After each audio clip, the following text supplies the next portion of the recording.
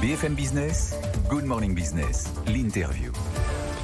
Face à la dégradation de la conjoncture, face au ralentissement du marché automobile européen, l'équipementier Valeo a confirmé sa résilience. Chiffre d'affaires semestriel en progression de 5%, bénéfice en recul de 8%, mais qui est supérieur aux prévisions du marché. Valeo confirme ses prévisions annuelles et anticipe une augmentation de la production automobile mondiale. On va parler de tout ça avec Christophe Périllat, directeur général de l'entreprise. Bonjour. Bonjour. Avant de commenter les résultats, une déclaration, la vôtre, qui n'est pas passée inaperçue. Vous constatez une amélioration trimestre après trimestre du marché des puces électroniques. Ça y est, c'est la fin de ces 2 ans de galère ? Enfin, on voit une embellie. Enfin, on voit la production de automobiles capable d'augmenter parce qu'il y aura moins de contraintes, parce que la pénurie des semi-conducteurs s'améliore. Alors, elle ne s'améliore pas au point où on est capable de produire autant de voitures que les constructeurs le souhaiteraient. Mais je pense qu'il est possible d'avoir une production automobile sur le deuxième semestre qui sera meilleure que celle qui a été celle du premier semestre. Ouais. Vous pensez qu'on retrouvera un marché aussi fluide pour les semi-conducteurs qu'avant la crise sanitaire, ou est-ce qu'on va rester dans une situation de tension ? On restera sur une situation de tension en 2022. Il y aura même encore une situation de tension en 2023. Mais on a des décisions d'augmentation de capacité qui ont été prises par les fournisseurs de ces composants électroniques. Et donc ces capacités additionnelles, elles se traduiront par des volumes additionnels. Et donc ces contraintes, au fur et à mesure des trimestres, au fur et à mesure des années, diminueront. Oui. On est, si vous voulez, un grand électronicien.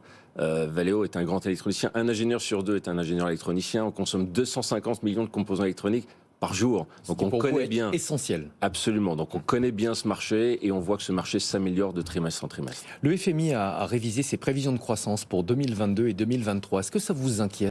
Est-ce que vous pensez que le ralentissement de la croissance mondiale peut faire déraper la reprise du marché automobile ? Non, je ne pense pas, et pour une raison assez simple, c'est qu'il y a un déficit de production automobile. Et donc, j'allais dire, quel que soit le marché d'une certaine manière, le déficit de production a été tel en 2020 avec le Covid, il a été tel en 2021 avec la pénurie des semi-conducteurs, que ce retard de production va être résorbé et donc va contribuer à une production solide sur les mois qui viennent. On va commenter vos résultats. 5% de hausse pour le chiffre d'affaires semestriel, bénéfice supérieur aux attentes du marché. Ça n'était pas gagné quand on voit les chiffres des immatriculations en Europe, quand on voit les difficultés sur les chaînes d'approvisionnement, c'était loin d'être acquis. Vous avez raison, on n'a pas du tout été épargné par les difficultés au cours du premier semestre. Vous avez eu la pénurie des semi-conducteurs qui continue, comme vous l'avez dit. Le confinement en Chine qui a affecté profondément notre chiffre d'affaires, en particulier au mois d'avril. C'est moins 40% de chiffre d'affaires en Chine en avril. Il y a eu les conséquences de la guerre en Ukraine qui a perturbé la production automobile en Europe. Et puis l'inflation. Voilà, l'inflation, cette vague d'inflation qui a été très forte au premier semestre. Donc, on a un environnement qui a été très compliqué.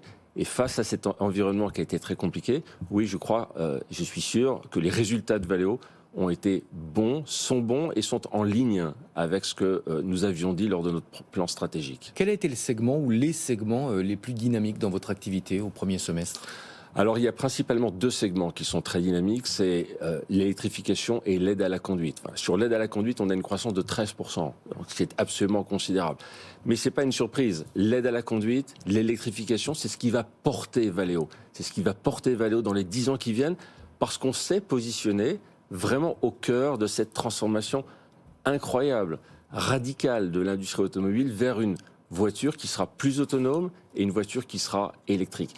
Et ça, c'est la force de Valeo. On est positionné au cœur de ce qui va transformer totalement notre industrie.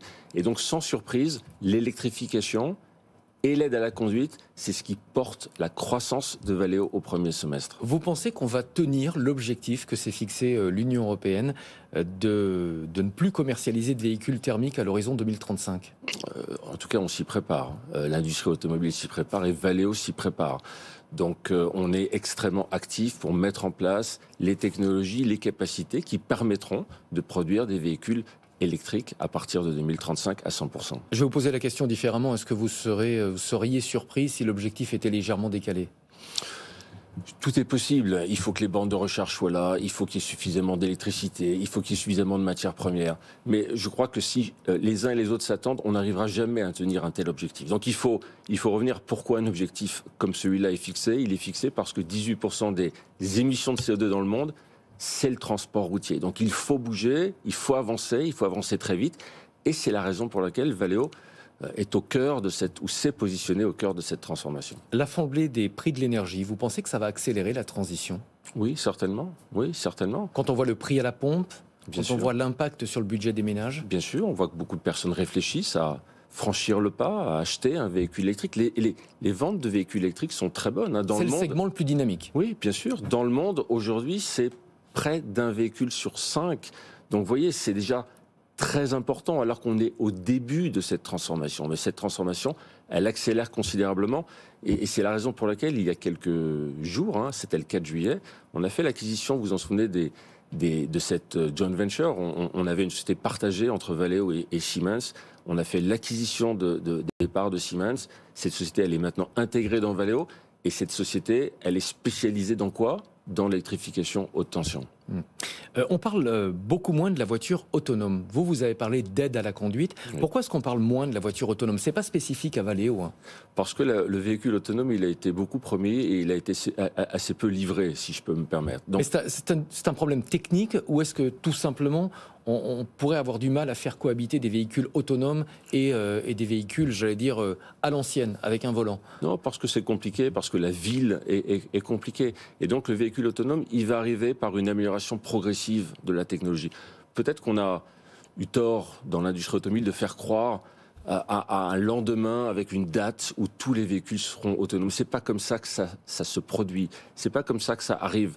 La technologie, elle progresse étape après étape. Donc on a une aide à la conduite avec de plus en plus de capteurs, de plus en plus de logiciels. Valeo est encore une fois au cœur de ça. Avec des radars ? Avec des radars, avec des lidars, et en particulier, on a quand même eu un événement très important au cours du premier semestre, c'est que on a le premier véhicule en Europe homologué niveau 3 d'autonomie, c'est-à-dire que vous êtes capable, vous êtes autorisé en tant que conducteur à enlever les mains de votre volant, à quitter la route des yeux. Ça, c'est sur un véhicule, aujourd'hui, homologué en Allemagne. C'est un premier pas qui est extrêmement important parce qu'il ouvre la voie. Et au cœur de ce véhicule, il y a un capteur absolument magique, absolument extraordinaire de Valeo qui s'appelle le lidar, qu'on vend à maintenant beaucoup de constructeurs. Et on a d'ailleurs une prise de commande très intéressante avec Stellantis au premier semestre. On a beaucoup présenté la 5G comme un maillon indispensable pour la voiture autonome. Oui, bien sûr. Aujourd'hui, il y a un mouvement très fort vers le véhicule connecté avec de la 5G et ça fait partie des produits de Valeo. Je me permets d'insister sur un élément très très important de nos résultats du premier semestre 2022, c'est les prises de commande. Oui. Vous m'avez interrogé sur l'accélération. On va de parler Valeo. des perspectives. Voilà, Oui. c'est vraiment essentiel. Alors justement, les perspectives, vous avez confirmé vos prévisions annuelles. Comment est-ce que vous allez gérer les difficultés qui, même si ça s'améliore au niveau des puces électroniques, les difficultés sont toujours là. Comment est-ce que vous gérez la pénurie de certaines matières premières, les fortes hausses de prix ? Parce que ça aussi, c'est important. Alors oui, je disais, l'environnement, il était très compliqué au premier semestre, en particulier l'inflation. Voilà, l'inflation, c'est un ordre de grandeur d'1 milliard de coûts sur l'année pour Valeo.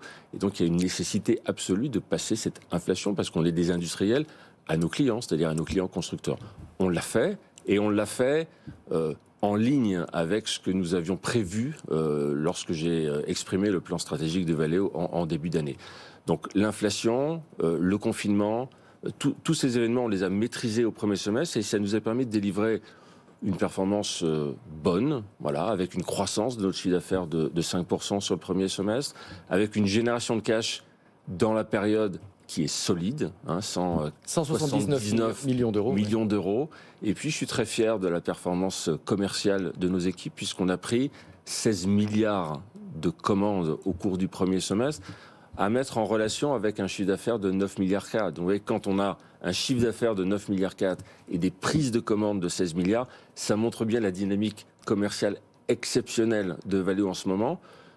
J'allais dire en ce moment, et pour les années qui viennent, parce qu'encore une fois, on est au cœur de cette transformation, donc on va accélérer nos prises de commandes. Est-ce que vous allez pouvoir honorer facilement ces commandes? C'est une question que se posent beaucoup d'industriels. On sait que c'est une question chez Airbus, qui a engrangé énormément de commandes, mais qui aujourd'hui n'a pas les cadences de production suffisantes.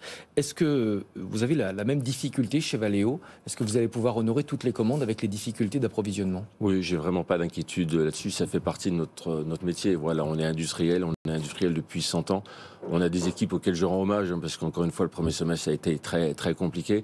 On n'a pas arrêté nos clients depuis 19 mois à cause de la pénurie des semi-conducteurs. Donc on a une équipe qui est vraiment une équipe très, très forte. On a des capacités qu'on augmente partout dans le monde pour faire face à ces commandes que je citais qui sont exceptionnelles.